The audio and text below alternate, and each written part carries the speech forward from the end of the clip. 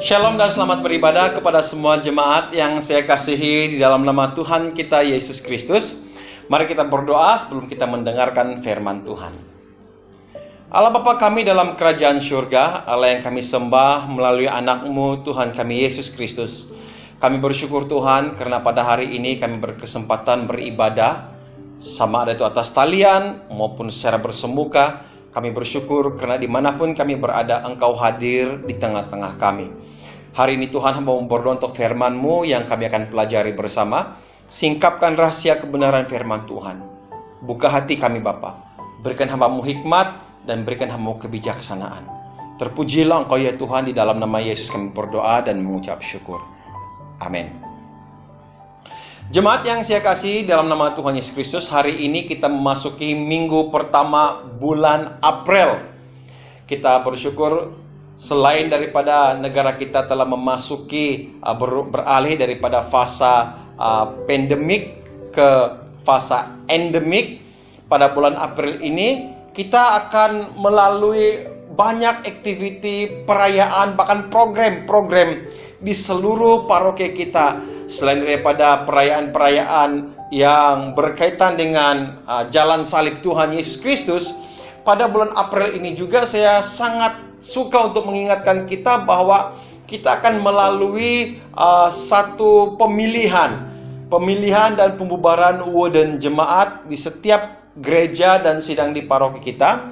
Dan bulan ini juga kita akan melalui satu pemilihan dan pembubaran dan pemilihan untuk setiausaha dan bendahari PCC di paroki kita. Nah saudara, mungkin ada di antara jemaat yang sedang berpikir dan berdoa dan memilih-milih siapa pemimpin yang kita rasa boleh untuk memegang jawatan ini. Nah pada waktu kita memilih, pada waktu kita berdoa saudara, pada hari ini saya ingin menyampaikan kebenaran firman Tuhan yang bercakap tentang kepimpinan.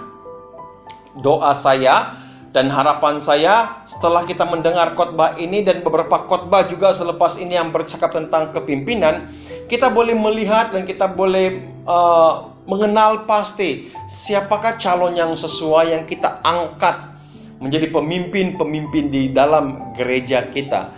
Tema firman Tuhan pada hari ini ialah pemimpin Alkitabiah, yaitu dalam sudut kepimpinan rohani. Saya baca di dalam 1 Timotius pasal 3 ayat 1 hingga 7. Firman Tuhan berkata seperti ini. Benarlah perkataan ini, orang yang mengkehendaki jabatan penilik jemaat menginginkan pekerjaan yang indah. Karena itu penilik jemaat haruslah seorang yang tak bercacat, suami dari satu istri, dapat menahan diri, bijaksana, sopan, suka memberi tumpangan, cakap mengajar orang, bukan peminum, bukan pemarah, melainkan peramah, pendamai, bukan hamba uang. Seorang kepala keluarga yang baik, disegani dan dihormati oleh anak-anaknya. Jikalau seorang tidak tahu mengepalai keluarganya sendiri, bagaimanakah ia dapat mengurus jemaat Allah? Janganlah ia seorang yang baru bertobat, agar jangan ia menjadi sombong dan kena hukuman iblis. Hendaklah ia juga mempunyai nama baik di luar jemaat, agar jangan ia digugat orang dan jatuh ke dalam jerat iblis. Nah jemaat yang saya kasihi di dalam nama Tuhan kita Yesus Kristus, kepimpinan itu dimulai dari suatu panggilan yang jelas dari Allah. Saya katakan sekali lagi, kepimpinan di dalam sebuah gereja itu dimulai dari satu panggilan yang jelas, yang datang dari Allah.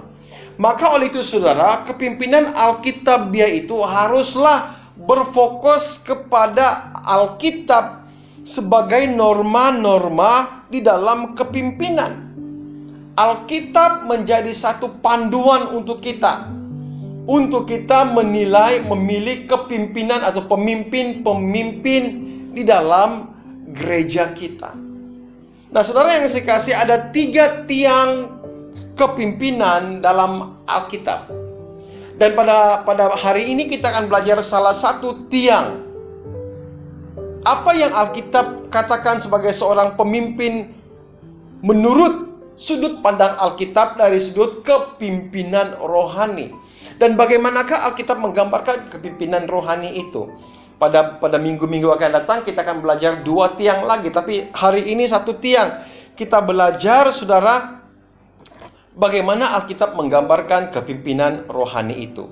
Nah, di dalam petikan yang telah kita baca sebentar tadi, saudara, ada beberapa kriteria kepimpinan rohani atau pemimpin-pemimpin rohani yang digariskan oleh Alkitab. Supaya kita tidak sembarang memilih pemimpin, saudara. Karena saya katakan tadi ada 3 tiang di dalam kepimpinan menurut pandangan Alkitab. Dan tiang pertama itu adalah seorang pemimpin yang rohani. Kepimpinan rohani. Ada beberapa kriteria kalau kita melihat di dalam 1 Timotius pasal 3 ayat 1 hingga 7 ini. Namun saya membahagikannya kepada 3 kelompok. Kelompok yang pertama, seorang yang pemimpin rohani itu haruslah memiliki hati yang melayani. Harus kita ingat, saudara, dengar baik-baik. Pemimpin di dalam gereja itu berbeza dengan pemimpin yang ada di luar. Sama ada pemimpin politik, pemimpin masyarakat, atau sangat beza, saudara. Sebagai seorang pemimpin rohani, menurut Alkitab, dia harus memiliki hati untuk melayani. Saya baca dalam ayat yang kedua, firman Tuhan berkata seperti ini. Karena itu penilik jemaat haruslah seorang yang tak bercacat, suami dari suatu istri, dapat menahan diri, bijaksana, sopan, suka memberi tumpangan, cekap mengajar orang. Dari petikan ini, saudara, kita dapat melihat gambaran bagaimanakah hati orang yang mau melayani, pemimpin yang memiliki hati yang mau melayani. Alkitab berkata dia tidak bercacat. Bercacat di sini bukanlah bermaksud dari segi fisikal dia memiliki kecacatan. No, saudara. Tapi yang tidak bercacat ini, saudara, itu bercakap tentang apa yang ada di dalam. Hatinya mesti lurus, tulus dalam pelayanan. Mengasihi gereja, mengasihi jemaat, itu harus ada. Tulus, tidak ada agenda tersembunyi. Tidak ada tujuan-tujuan yang lain. Kalau saya dilantik pemimpin, hati saya satu, saya mau melayani. Inilah pemimpin rohani. Dia dikatakan juga dia haruslah seorang suami dari satu istri. Maksudnya dia harus melayani keluarganya, saudara. Dia tidak boleh melayani gereja dan meninggalkan keluarganya. Makanya jemaat yang saya kasihi, Alkitab berkata dia harus suami dari satu istri, dapat menahan diri, bijaksana dan sopan. Saya mengungkapkannya, saya menggabungkannya, dan seorang yang pemimpin yang memiliki hati melayani, dia harus berhikmat dalam setiap tindakan. Dia berkata dapat menahan diri, tidak gelabah, tidak bertindak terburu-buru orang seperti ini, saudara. Karena apa dia tidak bertindak terburu-buru? Karena dia menggunakan hikmat yang datang dari Tuhan. Tidak sembarang bertindak. Dia tahu bahwa seorang pemimpin rohani itu, dia ada pemimpin yang di atasnya lagi. Itu mungkin padri, mungkin penginjil atau staf. Dan ada lagi di atasnya itu Tuhan yang telah mengangkat dia. Dia berhikmat. Dikatakan lagi, suka memberi tumpangan. Maksudnya apa, saudara? Dia suka melayani. Dia mau melayani sesama. Saudara yang saya kasihi di dalam nama Tuhan Yesus Kristus, tidak ramai orang yang mau menjadi pemimpin tetapi tidak mau melayani. Yang mau melayani, saudara. Makanya firman Tuhan berkata dia harus suka memberi tumpangan, memiliki hati yang sungguh-sungguh mau melayani. Ini pemimpin kepimpinan rohani. Dan ayat yang masih ayat yang kedua berkata cekap mengajar orang. Cekap mengajar orang ini dia tidak semestinya fasih mengajar orang, hebat mengajar orang. Tetapi apabila dikatakan dia cekap mengajar orang, seorang pemimpin rohani, saudara, dia harus mau belajar, mau diajar, dan mau mengajar. Inilah kriteria seorang pemimpin rohani yang memiliki hati yang mau melayani. Dia memiliki ketulusan sungguh-sungguh. Tiada agenda tersembunyi. Tiada niat lain, saudara. Tidak mau mencari kesempatan atau dalam kesempitan, tapi sungguh-sungguh mau melayani. Dan melayani keluarganya. Berhikmat, suka beri tumpangan, dan dia mau belajar. Itu yang pertama, saudara. Yang kedua, kita melihat seorang pemimpin rohani dalam petikan ini, dia seharusnya memiliki moral yang baik. Nah, saudara, ini sangat penting, saudara. Kalau kita bercakap tentang moral yang baik, kita bercakap tentang kesaksian kita. Kalau kita bercakap tentang moral yang baik, kita bercakap tentang kehidupan kita di mata jemaat Tuhan. Dan ini sangat penting, saudara, sebagai pemimpin. Makanya saya mendorong untuk semua jemaat Tuhan, jangan sembarang kita melantik pemimpin-pemimpin. Jangan sembarang kita mau kasih kanak-kanak orang semata-mata kita mau supaya dia naik jadi pemimpin di dalam gereja kita. Harus memiliki moral yang baik. Apa kata firman Tuhan? Ayat yang ketiga. Bukan peminum, bukan pemarah, melainkan peramah, pendamai, dan bukan hamba uang. Saudara yang saya kasih dalam nama Tuhan kita Yesus Kristus, tidak mungkin kita akan melantik seorang pemimpin yang kita katakan mau dijadikan wadah jemaat, tapi dia masih lagi peminum, aramaiti, kaki botol. Tidak mungkin, saudara. Makanya Alkitab jelas memberikan kriteria seorang pemimpin rohani dalam gereja. Dia harus memiliki moral yang baik. Dia bukan hamba uang, saudara. Dia bukannya gilakan keuangan. Dia bukannya orang yang dalam pikirannya mau mendapatkan keuntungan saja di dalam gereja. Kita takut nanti apabila jadi pemimpin di gereja, pikirannya hanya ingin mendapat keuntungan, bukan hamba uang. Saudara, ada ramai pemimpin-pemimpin sekarang, dan di gereja saya mau katakan, saudara, yang pemimpinnya secara luarannya seperti seorang yang benar-benar takut akan Tuhan, tapi di hatinya hamba uang, bertuankan uang. Dan orang yang bertuankan uang, saudara, selalu tidak memiliki nama yang baik di hadapan jemaat Tuhan. Karena ayat yang ke-7 berkata, hendaklah ia juga mempunyai nama baik di luar jemaat, agar jangan ia digugat orang dan jatuh ke dalam jerat iblis. Bagaimanakah seorang pemimpin itu boleh melayani kalau dia masih minum, masih isap rokok, masih melakukan penipuan-penipuan tentang keuangan? Tidak mungkin, saudara. Tidak mungkin seorang itu boleh menjadi pemimpin di dalam gereja. Siapapun dia, saudara, yang saya kasih dalam nama Tuhan. Alkitab benar-benar memberikan kriteria ini dari segi moral mereka.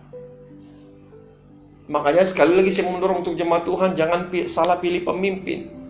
Dikatakan dia dia bukan pemarah, melainkan peramah dan pendamai. Hatinya sentiasa dipenuhi dengan sukacita.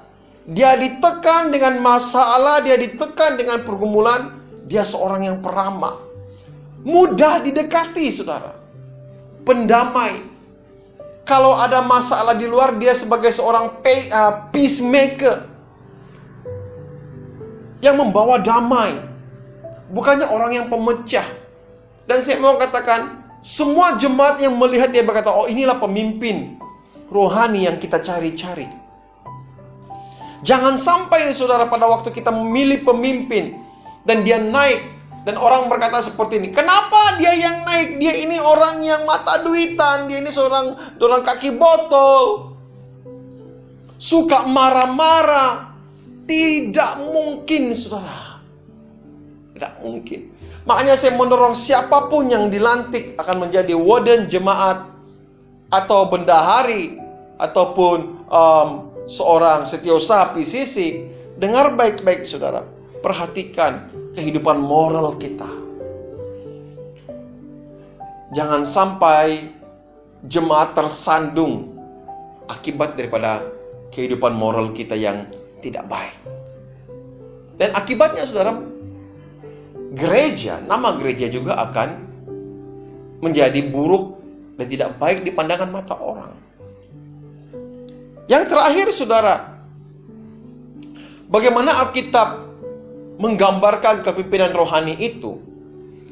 Ayat yang keempat, kelima, dan keenam, saya baca firman Tuhan berkata seperti ini. Seorang kepala keluarga yang baik disegani dan dihormati oleh anak-anaknya. Jikalau seorang tidak tahu mengepalai keluarganya sendiri, bagaimanakah ia dapat mengurus jemaat Allah? Janganlah ia seorang yang baru bertobat, agar jangan ia menjadi sombong dan kena hukuman iblis. Nah, saudara, di dalam ayat ini saya memberikan satu kesimpulan bahwa dalam petikan ini menjelaskan seorang pemimpin rohani itu haruslah dewasa secara rohani.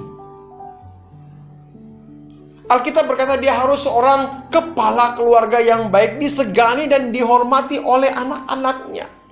Kalau anaknya saja tidak menghormati orang tuanya, tidak menghormati orang ini, bagaimana mungkin dia boleh mendapat penghormatan daripada jemaat? Atau kalau dia sendiri tidak dapat menjaga keluarganya sendiri, keluarganya berantakan, anaknya isap dada, atau melakukan hal-hal yang tidak baik, bagaimana mungkin dia boleh mengurus gereja, menjaga sebuah gereja, saudara? Kalau keluarganya pun tidak dapat dijaga dengan baik. Dia haruslah seorang pemimpin keluarga yang baik. Jemaat yang saya kasihi di dalam nama Tuhan kita Yesus Kristus, Tuhan telah mempercayakan semua yang telah berkeluarga itu, mempercayakan seorang bapak atau seorang ibu menjadi pemimpin di dalam keluarganya, seorang pemimpin yang mengurus keluarganya. Keluarga yang kecil itu. Dan bayangkan, saudara, kalau keluarganya sendiri tidak dapat dijaga, bagaimana seseorang itu boleh mengurus gereja? Dan dikatakan janganlah dia merupakan seorang yang baru bertobat. Tidak mungkin, saudara, kita mengambil seseorang itu baru kemarin dia bertobat, baru kemarin dia ditetapkan, baru kemarin dia mengenal Tuhan, atau baru kita nampak, hanya karena kita nampak dia seorang yang berkelebat barangkali secara luaran, dan kita lantik dia menjadi pemimpin. Tidak mungkin, saudara. Makanya Alkitab menentang, tidak menggalakkan, bahkan tidak menyuruh sekalipun kalau kita memilih pemimpin-pemimpin yang baru bertobat. Karena bahayanya, saudara, imannya itu belum di tahap yang kalau saya mau katakan matang secara rohani, dewasa secara rohani. Dan akhirnya sekali dikatakan jangan dia jadi sombong. Kalau dia sombong, dia akan menerima hukuman. Dalam petikan ini kita harus memilih pemimpin, bahkan seorang pemimpin itu harus jangan sombong rohani. Mentang-mentang dia sudah jadi pemimpin, dia menjadi sombong secara rohani, memikirkan dialah yang paling baik, dialah yang paling pintar. Jangan sombong rohani, jangan juga sombong rohana. Kenapa? Sebab ada banyak orang yang mungkin dikatakan dia tidak sombong rohani, tapi dia sombong secara rohana, di luar. Sehingga dia bawa kepimpinan di luar, mungkin dia seorang pemimpin di luar, dan dia bawa itu, dia terapkan itu di dalam gereja. Itu bahaya, saudara. Karena saya mau katakan, kepimpinan di luar tidak sama dengan cara kepimpinan yang ada di dalam gereja. Nah, saudara, jemaat yang saya kasih dalam nama Tuhan, Ada 3 tiang di dalam kepimpinan menurut Alkitab. Yang pertama itu adalah kepimpinan rohani yang kita belajar pada hari ini. 2, kita akan belajar pada minggu-minggu akan datang. Dan di dalam kepimpinan rohani, saudara, ada 3 perkara.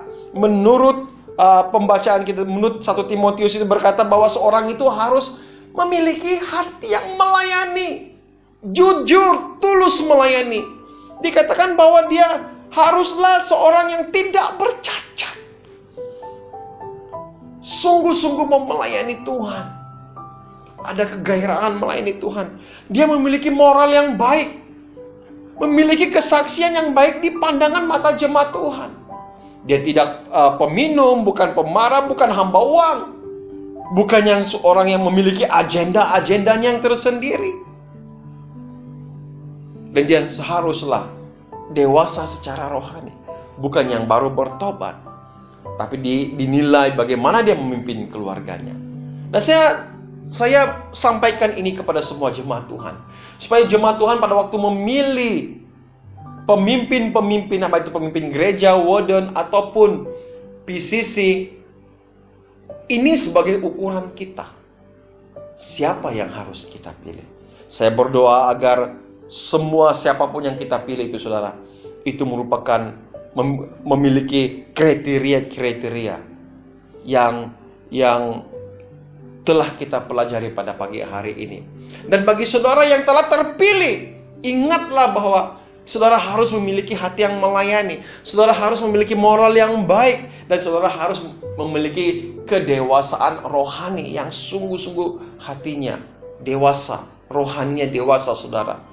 Kalau kamu terpilih, ambil ini sebagai satu guideline kita sebagai seorang pemimpin-pemimpin di dalam gereja. Mari kita berdoa. Bapa di surga, terima kasih untuk firman-Mu yang kami pelajari. Hamba-Mu telah menyampaikan kriteria seorang pemimpin rohani dalam gereja. Dan hamba berdoa biar kiranya Tuhan campur tangan agar jemaat Tuhan yang memilih pemimpin-pemimpin di gereja mereka tidak salah pilih. Dan siapapun yang dipilih Tuhan, ini merupakan salah satu garis panduan bagi kami semua, bagi semua pemimpin-pemimpin gereja. Apabila kami dilantik, kami akan lakukan ini dengan segenap hati kami.